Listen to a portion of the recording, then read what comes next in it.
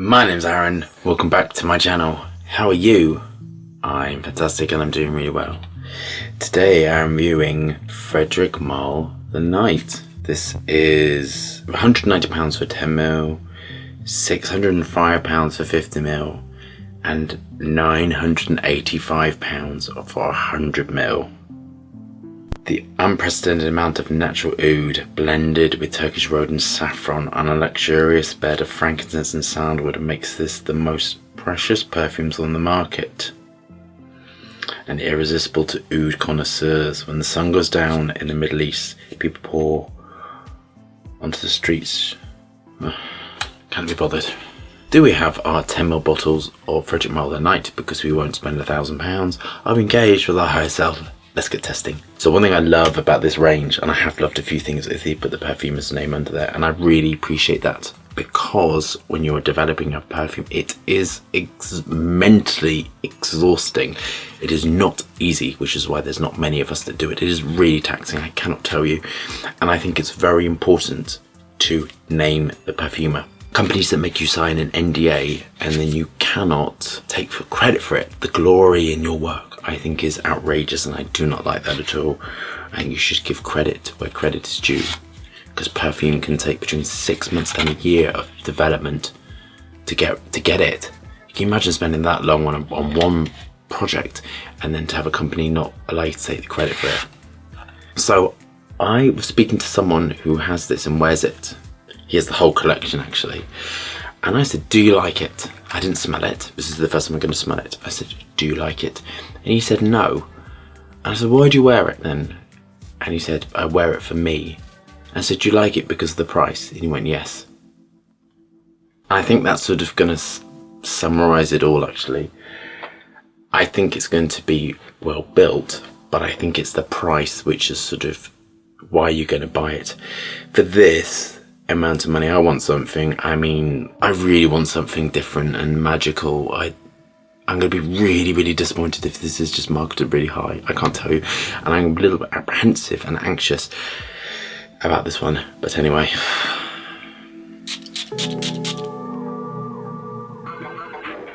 So this I would classify as a barnyardy oud, and I'm going to tell you a little bit about oud. As I've spoken to you before, oud is a interesting compound which I am completely obsessed by, and I consider my work, I consider myself an oud perfumer. I love it and I love working with it because it is hard to work with.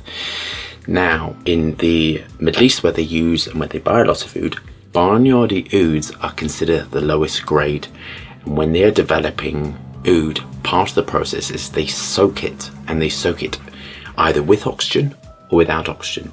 If they soak it with oxygen, you have microorganisms feasting and turning the oud into hydrogen sulfide, which smells of feces of egg, and that's what gives you the barnyardy smell. Oud, which is anaerobic, which is without oxygen, has a softer, smoother, velvety feel to it. I prefer that. I don't like barnyardy oud. To me, I find the sulfurous compound too unpalatable.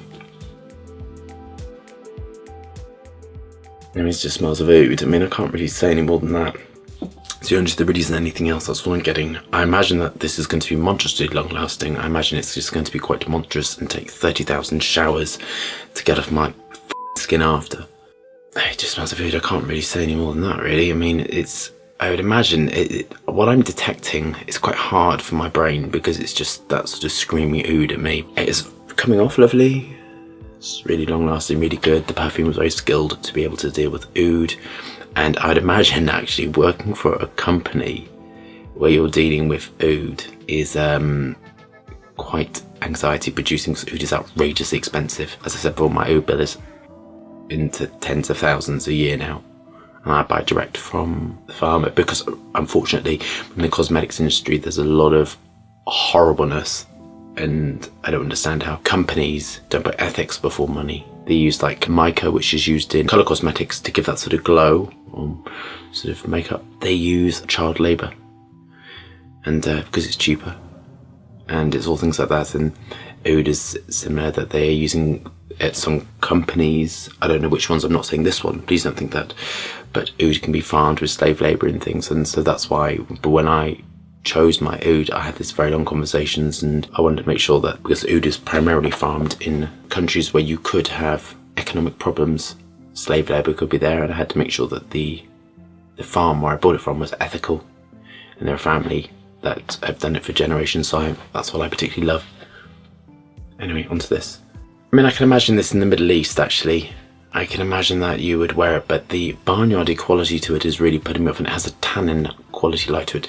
The actual saffron quality is not saffron, it is the saffron aroma chemical, because I have both, and there is a slight difference in it. But the saffron aroma still smells of saffron, but saffron essential oil has so much more quality to it and has life and soul in it. The perfume has done a really good job of softening quite a tannin-like, metallic feel to this fragrance. It's quite unpalatable, I have to say, and it should have been softened a bit more, but then I don't think it would have been quite Middle Eastern. Please leave a comment below if you have this and you like it, because the one person I spoke to that has it didn't like it but wore it for himself because of the price. Please leave a comment below if that's what you think. This to me is a hard, metallic, animalistic, round ball that heats up and expands out. It's going to be long lasting, and it is not going to come off the skin. The musk choice in it is very high, and in the Middle Eastern fragrances which I have sampled over the years, generally the musk is very, very high, and that's what Middle Eastern fragrances tend to be, musk heavy. You're not getting Isu Super, Hedione and musk, you're getting musk, Isu Super and Hedione, so the proportions are moved around. Musks are more expensive, but there are sort of different degrees of musks. Onto my final thoughts. If you're new to my channel, the first 4 marks are the technical ability, box the label if it complies with the rest of it. Yes, this is a 4 out of 4. Then the next 2 marks are the price. Oh gosh, I really don't know, because I think the marketing with this is the price is the thing, because it's expensive and you're not going to really wear it. And one thing I really want to say, for £1,000 fragrance, I want like a different label, and a little paper label on this just feels a little bit.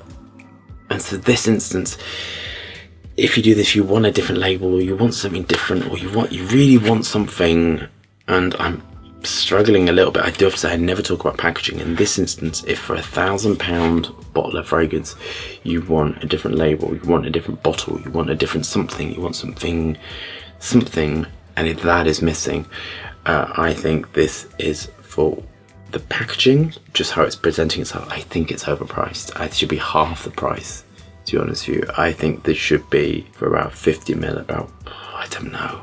I'm just very struggling. I think 1 up 2 for the price. I think it really should have had a different label. It should have had a different bottle. It should have set itself up slightly different. I don't know why it didn't do that, to be honest with you. These companies can afford to buy 10,000 units of a packaging. Little companies like myself, we do not have the space or the money to buy separate packaging, but we can get around it in a different way. Saying on the back, the INCI, which stands for International Cosmetic and Nomenclature, is saying Argowood stem extract. I don't know what that is. I'm going to have to go and research that. The last 4 marks are whether I like it. I don't like this at all.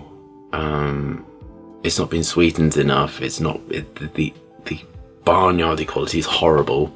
It's got ionones in it as well at quite high concentrations, so this contains things I really dislike. It contains musks which are far, far too high. It contains rose esters which are sharp. It contains terpenol and ionones, and you mix it all in with sort of a like fecal quality is not really appealing to me.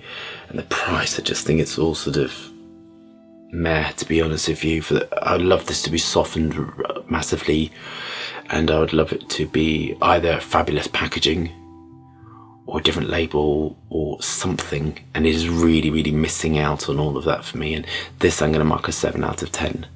I think it's just missing quite a lot. An oud fragrance at £1,000 a bottle, that's the bit I can't get over. I'm sort of struggling at £1,000 a bottle, and it just sort of smells dirty, metallic. I've struggled with this one, if I'm honest with you, my friends. Like, I always trying to find the best in a fragrance, but I understand the work behind it. But for this, because I love oud, It's like when I use oud, I want to sort of do stuff with it. I don't just want it to smell of oud. And this just smells of barnyardy oud, which I don't consider the best quality oud. Oud is beautiful. I have quite a few different varieties. I would never gravitate to barnyardy. Barnyardy ouds are generally cheaper, actually. They're sort of low grade. They're actually cheaper. And the more refined you get, the more expensive you get. And they should have used a different type of oud in this. But then I don't think you would have associated oud if you didn't have this. So I think it's all been chosen, but I think it's a bit meh. Anyway, that is in my opinion, of course. So I hope you love that review. Thumbs up and subscribe for more fascinating, interesting content. Lots of moving hands and lots of fragrance reviews. I hope you're staying safe and well, and I'll see you soon.